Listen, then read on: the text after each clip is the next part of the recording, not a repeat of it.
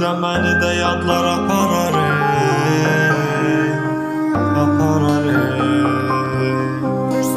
Səni də məni də yadlar aparar. Sənə bir soyuq olsa buz olaram. Səni də məni də yad dalğalar aparar. Səni də mənə də yanan tapılar. Ağarsa saçlar bir gün elindən tanıyaram. Elindən tanıyaram. Açar olmayan bütün qapılar paslanar. Çox çabaladım inan səndən sonra yaxşı qalmağa.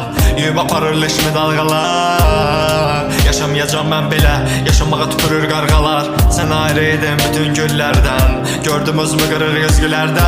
Hər ikimizin səbəbi var düzgün olmaq üçün.